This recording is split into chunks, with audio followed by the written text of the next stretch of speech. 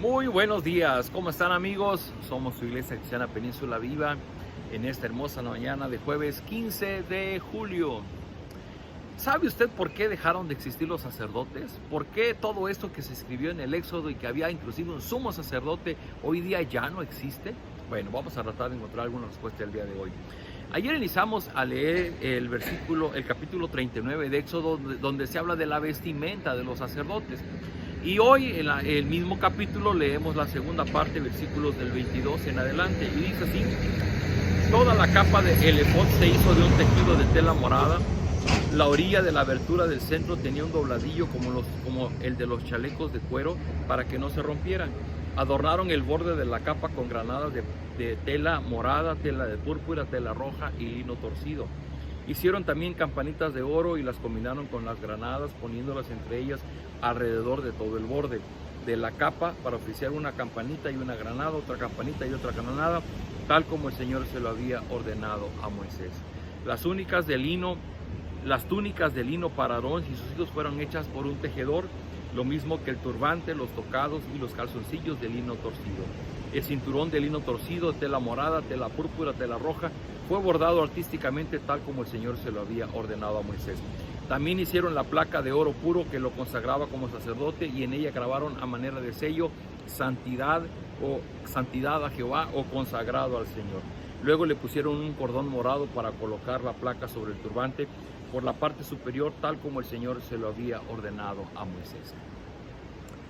Decíamos el día de ayer que esta vestimenta que llevaban los sacerdotes y que llevaba Aarón, el sumo sacerdote, tiene un profundo significado y básicamente se resume en la descripción de la persona de nuestro Señor Jesucristo.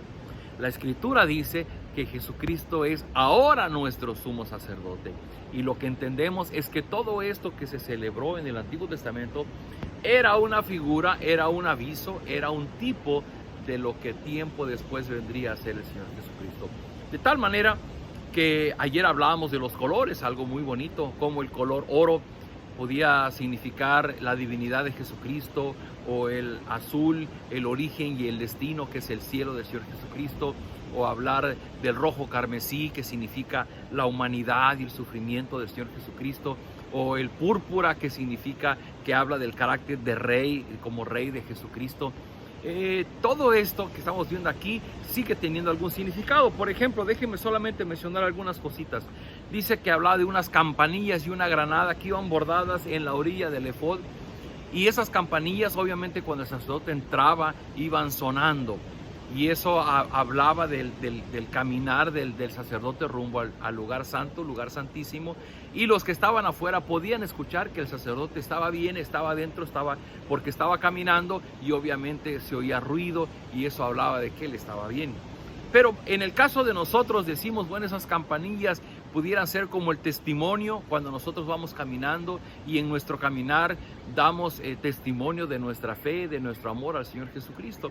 Dice que se ponían unas granadas, esas granadas se asemejan al fruto del que hablaba el Señor Jesucristo, que en el borde se cosían esas granadas que significan el fruto del cristiano, el fruto del Hijo de Dios. Bueno, también otro significado lo hay en el calzón que tenía que ponerse el sacerdote, que era un calzón muy largo desde la parte baja de la espalda hasta cubrir los muslos, porque se dice que en aquellos tiempos, los sacerdotes no eran únicamente del pueblo israelita, también lo había de los pueblos paganos, pero los sacerdotes de los pueblos paganos, pues los pueblos paganos eran pervertidos, eran maliciosos, inclusive llegaban a hacer hasta orgías en adoración a su Dios. Así que los sacerdotes, pues en algunos casos ni siquiera usaban calzoncillos bajo sus ropas. Así que el sacerdote del Señor tenía que ser vestido de una manera pura, y él llevaba un calzoncillo de lino blanco que de alguna forma mostraba la pureza, la santidad, el haber sido consagrado para ser ministro delante de la presencia de nuestro Dios. Una más, llevaba un gorro, ese gorro que cubría su cabeza, y que el taparse la cabeza significa la autoridad que residía sobre el sumo sacerdote, es decir, aunque era la autoridad ante los sacerdotes, no era delante de Dios, él recibía la autoridad de Dios sobre su vida. Y al finalizar dice que llevaba una placa, por si se lo olvidaba o por si los demás no lo podían percibir, que decía santidad a Jehová o consagrado al Señor. Todo esto que estamos hablando aquí siguen siendo pequeñas chispas, pequeñas luces que están alumbrando a la persona del Señor Jesucristo. De tal manera que a mí me gusta mucho cuando el escritor de los Hebreos habla de Jesucristo precisamente en su función del tabernáculo. Lo voy a leer nuevamente para ustedes en capítulo 9 de Hebreos, capítulo 24 en adelante, y dice: porque Cristo no entró en el santuario hecho por seres humanos, que era una copia del santuario verdadero. Cristo entró en el cielo mismo y ahí se presenta ante Dios para pedirle que nos perdone. Los sacerdotes entraban en el tabernáculo hecho por manos de hombres, por Moisés y los artesanos. Pero el Señor Jesucristo no entró en tabernáculo hecho de hombres. Jesucristo entró en el tabernáculo que es la presencia de Dios. Dice, no entró para ofrecerse como sacrificio muchas veces, como aquí en la tierra lo hace el jefe de los sacerdotes, que entra una vez al año para ofrecer una sangre que no es la suya. Si Cristo tuviera que hacer lo mismo, habría tenido que morir muchas veces desde que Dios creó el mundo. Pero lo cierto es que ahora, cuando ya se acerca el fin, Cristo se ha manifestado de una vez y para siempre. Se ha manifestado para ofrecerse como el sacrificio por el cual Dios nos perdona nuestros pecados. De la misma manera, Cristo se ha ofrecido una sola vez para que muchos seamos perdonados por nuestros pecados. El escritor a los Hebreos deja muy clara la explicación de todo lo que sucedía en el Antiguo Testamento respecto al tabernáculo y del sumo sacerdote. El sumo sacerdote tenía que entrar una vez al año hasta el lugar santísimo y tenía que todos los días ofrecer sacrificios por expiación de los pecados. Pero dice, Cristo murió una sola vez y una sola vez entró a la presencia del Padre y ahí se quedó para ser nuestro intercesor.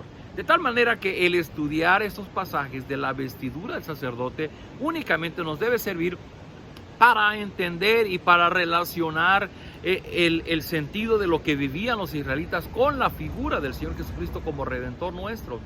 Los sacerdotes lo hacían como un aviso, como un tipo de lo que el Señor Jesucristo hace hoy día por nosotros. Así es que nosotros no necesitamos de sacerdotes. Nuestro sumo sacerdote es el Señor Jesucristo. Y dice el escritor de los Hebreos, un poco más adelante, el capítulo 10, acerquémonos pues confiadamente hasta el trono de nuestro Dios para encontrar en Él gracia y oportuno socorro.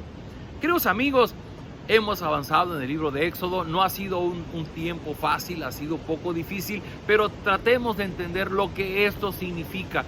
No, tal vez no nos quedemos en los detalles de cada cosa de la vestimenta, sino lo que representa, que es la persona del Señor Jesucristo. Así que hoy día yo le invito a que oremos, demos gracias, porque nuestro sumo sacerdote es el Señor Jesucristo. Entró a la presencia de Dios y ahí está delante del Padre para interceder por nosotros. Acompáñeme a orar. Bendito Padre, gracias por tu palabra. Nos permites leer lo que sucedió en el Antiguo Testamento cuando los israelitas tenían que tener sacerdotes y un sumo sacerdote que intercediera por ellos, y el sumo sacerdote tenía que vestirse de una manera muy especial, con muchos símbolos, muchos significados en su vestuario. Pero todo esto podemos entender que se resume en la persona del Señor Jesucristo. Y lo más importante es que hoy el día está sentado a la diestra tuya para interceder por nosotros como nuestro sumo sacerdote. Él no ha tenido que ofrecer sacrificio de animales porque Él se sacrificó a sí mismo. Una sola vez fue suficiente para lograr tener el perdón de nuestras faltas. Señor, en el nombre de Jesús te rogamos, perdona nuestro pecado, perdona nuestra desobediencia. En el nombre de Jesús te rogamos, recibe nuestras oraciones, recibe nuestras súplicas, y te rogamos que nos des de la presencia de tu Espíritu para que podamos ser testimonio ante las demás personas de que te conocemos. Permite que en nuestro caminar diario, al igual que la campanilla de los sacerdotes, nuestro andar de testimonio de que te conocemos, y los demás puedan reconocer en nosotros a una persona rescatada por tu gracia y por tu amor. Señor, yo ruego hoy día por las personas que están pasando en esta tercera hora, en este rebrote de COVID en nuestra ciudad. Te ruego, Señor, que tú pongas tu mano de misericordia en cada uno de ellos, y permite, Señor, que esta enfermedad pueda hacer a las personas sensibles a tu llamado, a tu voz, y que en medio de su dolor ellos puedan encontrarse contigo, puedan ser salvos, puedan ser sanos en su alma antes que ser sanos en su cuerpo físico. Te ruego, Señor, quédate con nosotros, manifiéstanos tu presencia, tu amor, tu misericordia, como lo has hecho cada día de nuestra vida. Nos dejamos en tus manos buscando hacer tu voluntad en este día. En el nombre de Jesús oramos. Amén. Queridos amigos, pues somos Iglesia Cristiana Península Viva. Ya estamos por terminar Éxodo, no se preocupe, hagamos el último esfuerzo, el último tirón para la próxima semana empezar con el libro de Salmos. Mientras recuerde, somos su Iglesia Cristiana Península Viva aquí en Acapulco. Si usted no tiene iglesia, venga con nosotros. Si usted no puede venir, conéctese con nosotros a través de Facebook y de YouTube en estos devocionales y en la transmisión del día domingo. Un fuerte abrazo, que tenga usted un excelente día.